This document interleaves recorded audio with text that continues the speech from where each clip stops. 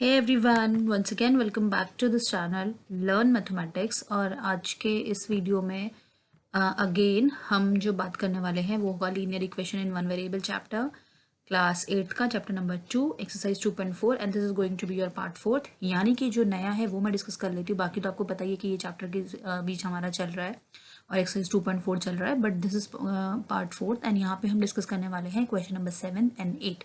उसके बाद हमारा एक पार्ट 5 आएगा जहाँ पे हम डिस्कस करेंगे 9th and 10th and then this exercise is complete. Okay, so ज़्यादा बातें करते हुए ना बातें टाइम वेस्ट करते हुए बस मैं इतना बता दूंगी, जो भी न्यू है इस चैनल पे वो इस वीडियो को जो है आपने पुराने जितनी भी वीडियोस हैं इस एक्सरसाइज की वो अगर नहीं देखी तो kindly go and watch them first.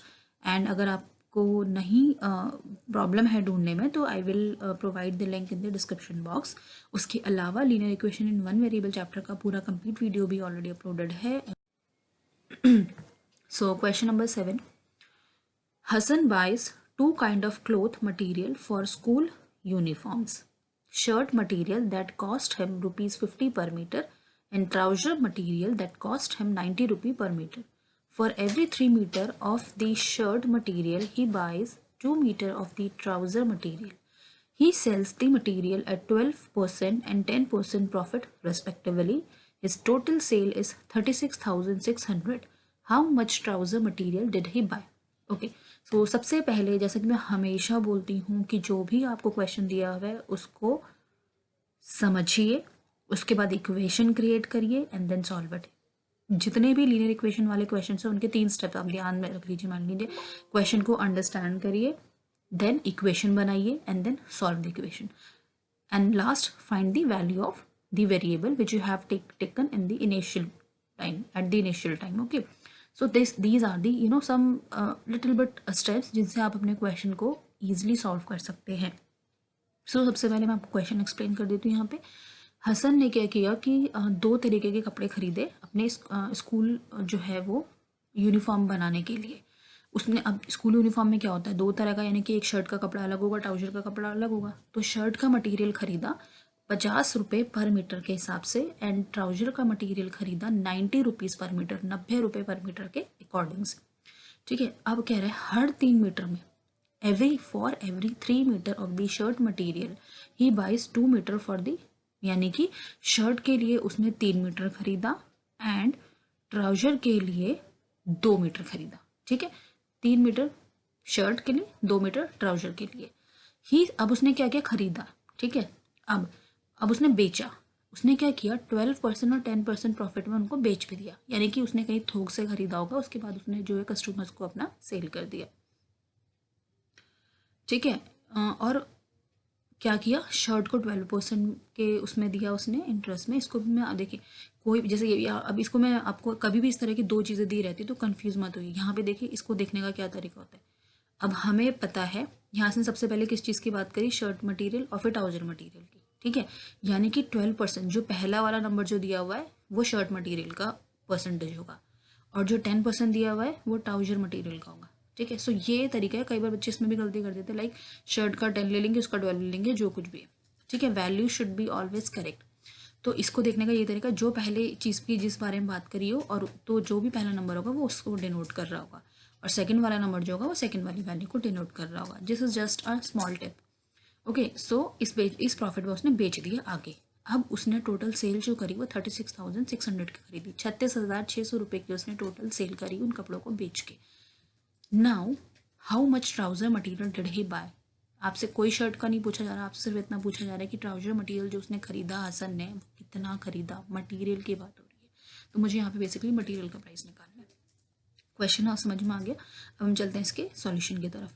So let 2x metre of trouser material and 3x of shirt material. ये क्यों लिया ये भी आपको एक्सप्लेन कर देती हूँ, क्योंकि यहाँ पे क्या लिखा हुआ है कि फॉर एवरी 2 मीटर, यहाँ लिखा था ना कि शर्ट के लिए for every 3 metre of shirt 2 metre जो है वो ट्राउजर लिया, यानी कि शर्ट का जो है वो 3 मीटर लिया उसने। ठीक है, सो इसलिए हमने 3x ले लिया, जो भी वैल्यू होगी वी डोंट नो। ठीक है, तो इसलिए हमने 3x ले लिया और ट्राउजर के लिए उसने 2 मीटर लिया, तो इसलिए 2x हमने ट्राउजर का ले लिया, 3x हमने शर्ट का वैल्यू ले लिया, एज्यूम कर लिया। नाउ सेलिंग प्राइस को हम शॉर्ट फॉर्म में एसपी भी बोलते हैं, आगे भी आपने पढ़ा हुआ है, आपने प्रॉफिट लॉस वाले चैप्टर में अपना पढ़ेंगे आप आगे, ठीक है। सो एसपी जो है ऑफ शर्ट मटेरियल पर मीटर जो है वो क्या था भाई, उसने शर्ट मटेरियल का कितना होगा हमारा यहाँ पे, अब देखिए यहाँ पे हम जरा प्राइस चेक करते हैं। देखिए शर्ट मटेरियल दैट कॉस्ट है 50 per metre and trouser material cost 90 per metre, ठीक है। सो सेलिंग प्राइस जो था वो क्या था आपका, यहाँ पे अब देखिए यहाँ पे क्या है 50 + 50, ये इक्वेशन हमने क्यों लिखी, देखिए सेलिंग प्राइस का फॉर्मूला क्या होता है, कॉस्ट प्राइस प्लस जितना भी उसे प्रॉफिट हुआ, अगर प्रॉफिट दिया हुआ है तो, ठीक है। हमें यही तो बोला हुआ है ना कि उसने कुछ सामान खरीदा फिर उसके बाद कुछ प्रॉफिट में उसे बेच दिया। अब अगर मुझे वो ये निकालना है कि उसने कितने प्रॉफिट में उसे बेचा, तो मैं क्या करूँगी, जितने में उसने खरीदा उसमें क्या प्लस कर देंगे हम, जितना उसे प्रॉफिट हुआ, ठीक है।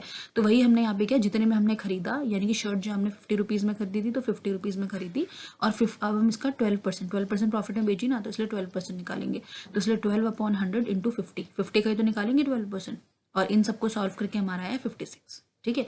Similarly selling price of trouser material क्या होगा, 90 रुपीज़ की जो था वो एक मीटर का बता रही हूँ मैं, वो प्राइस था, ठीक है। और 90 का भी हम कितना परसेंट निकालेंगे, 10%, क्योंकि ट्राउजर जो थी वो 10% प्रॉफिट में उसने बेची।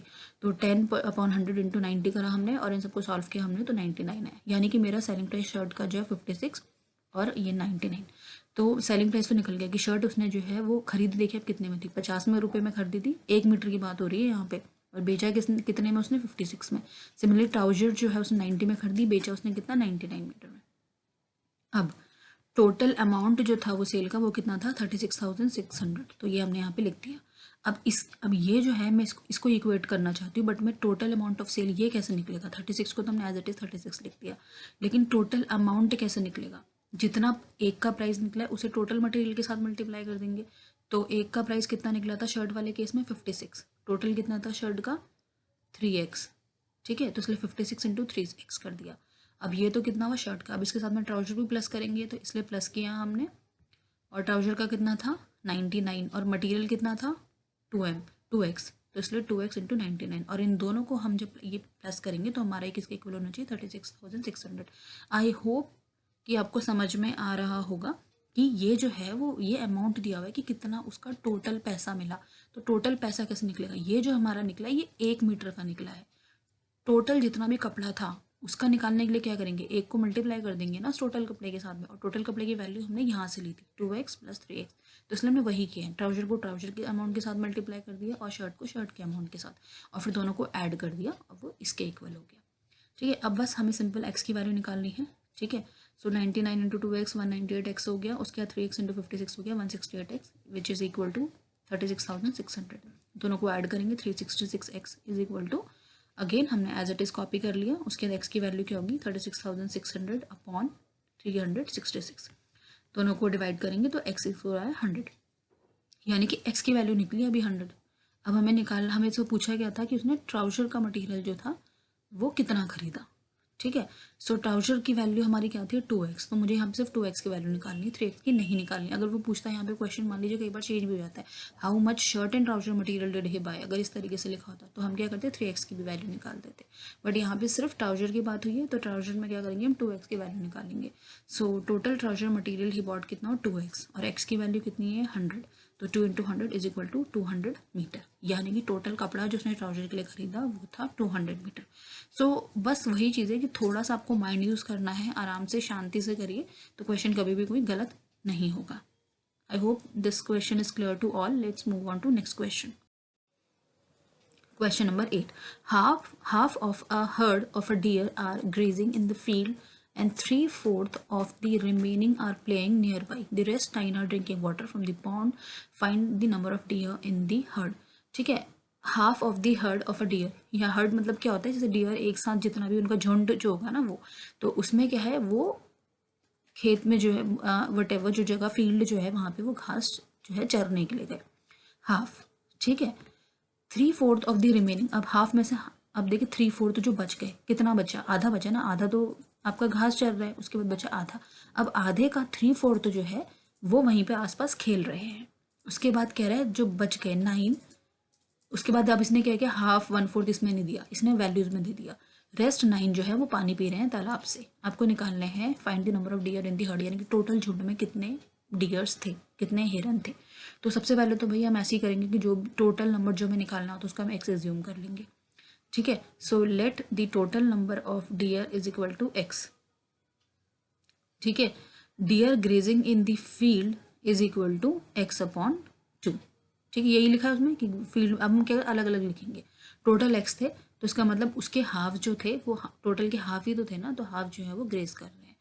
प्ले कितने कर रहे हैं, जितने बचा कितना, अब हाफ यहाँ कर रहे हैं तो जैसा मैंने आपको समझाया कि हाफ बचा ना, तो हाफ का 3/4, तो half into 3/4 is equal to कितना हुआ 3x अपॉन 8 हो गया, ठीक है। इतने जो है वो आसपास खेल रहे हैं और पानी कितने पी रहे हैं, 9 पी रहे हैं। तो हमारी सबकी वैल्यू निकल गई। अब हम क्या करेंगे, इन सबको ऐड करके इज इक्वल टू एक्स कर देंगे। तो सिंपल है, सबको ऐड किया और टोटल के अमाउंट, टोटल हिरन के इक्वल होगा और टोटल जो की वैल्यू थी वो एक्स थी। तो x/2 plus 3x upon 8 plus 9 सबको x के इक्वल कर दिया। अब यहाँ से हम इसको सॉल्व करेंगे और x की वैल्यू निकालेंगे। तो यहाँ तो हमने सिंपल एलसीएम लिया हुआ है, तो ये 4x प्लस 3x अपॉन 8 हो जाएगा plus 9 is equal to x, and this is your 7x upon 8 plus 9 is equal to x. यहाँ से जो है वो x माइनस इस तरफ से x लेकर आ गए, क्योंकि x को हमेशा हम एक तरफ करते हैं, इस 9 को हम इस तरफ लेके चले गए, ठीक है। तो ये आ गया इस तरीके से। अब क्या हुआ कि यहाँ पे जो है इसको हमने सॉल्व किया, एलसीएम अगेन लिया, 8x minus 7x upon 8 is equal to 9। तो यहाँ से तो माइनस होकर सिंपल x बचेगा, ये 9 और ये 8 इस तरफ आ जाएगा मल्टीप्लाई में, तो 9 इंटू 8 हो जाएगा, यानी कि x की वैल्यू आई 72। इट मीन्स कि टोटल हर्ड जो टोटल नंबर ऑफ डियर्स जो थे वो थे आपके 72, ठीक है। अब देखिए इसको मैं चेक करने का तरीका बताती हूँ। लीनियर इक्वेशन बनाने में सबसे अच्छी चीज़ जो मैं हमेशा बोलती हूँ कि आप आंसर भी चेक कर सकते हैं कि जो आपने आंसर निकाला है वो सही है कि नहीं है। मैं आपको बताती हूँ तरीका क्या। अब हमने टोटल निकाल दी 72। अब आप यहाँ पे जाके चेक करिए, कैसे चेक करेंगे आप। क्या बोला था, आधे हिरन जो हैं वो क्या कर रहे हैं, घास चर रहे हैं। तो 72 का आप हाफ निकाल लीजिए, ठीक है। 72 का जो भी हाफ होगा वो आप यहाँ पे निकाल लीजिए। उसके बाद क्या करेंगे, अब बचे कितने 72 में से आधे जितने भी बचे हमारे, या फिर आप इसको 2 से डिवाइड कर दीजिए, तो ये हो जाएगा 2 3 जा 6 और प्लस 2 6 जा 12, 36 हुआ। अब 36 का जो है वो क्या कर रहा है, 3/4 जो है वो प्ले कर रहे हैं। तो 36 इंटू 3/4 कर लीजिए, तो 4 9 जा 36, आप इसको कैलकुलेट करिए। सो 9 3 जा 27, ठीक है। तो 27 बचा और उसके बाद जो है आपका यहाँ पे 3/4 are playing in the nearby and the rest 9 are drinking in the pond, I think. तो आप इस तरीके से इसको सॉल्व करेंगे तो आपका जो है वो टोटल इक्वली जो है ना वो इसमें आपका 9 जो है लास्ट में आपका बचेगा, यानी कि 9 जो है आपके वो आपके लास्ट में बचेंगे, कितने जो है वो प्ले कर रहे हैं, ठीक है। यस, आप 36 में से 27 माइनस करेंगे तो आपका 9 ही तो बचेगा, तो इसलिए 9 जो आपके ड्रिंकिंग वाटर आ गया। तो इस तरीके से आपका सब कुछ मैच कर रहा है, इट मीन्स आपने जो आंसर निकाला है वो बिल्कुल ठीक निकाला है, ठीक है। तो इस तरीके से आपको सॉल्व करना होता है क्वेश्चन। स्टिल आपको कोई भी क्वेश्चन में डाउट है, कोई भी स्टेप नहीं समझ में आया, तो you can write me, you can ask me on my comment section, definitely I will answer them. And if you have any suggestions, most welcome to those suggestions. अगर आपको वीडियो अच्छा लगा तो वीडियो को लाइक जरूर कर दीजिए, share कर दीजिए। चैनल सब्सक्राइब नहीं किया तो चैनल को सब्सक्राइब जरूर कर दीजिए, एंड यस बेल नोटिफिकेशन जरूर प्रेस करिए, बिकॉज तभी आपको नोटिफिकेशन मिलेंगे आगे आने वाली वीडियोज़ के। मिलते हैं अपने नेक्स्ट वीडियो में, टिल देन बाय बाय।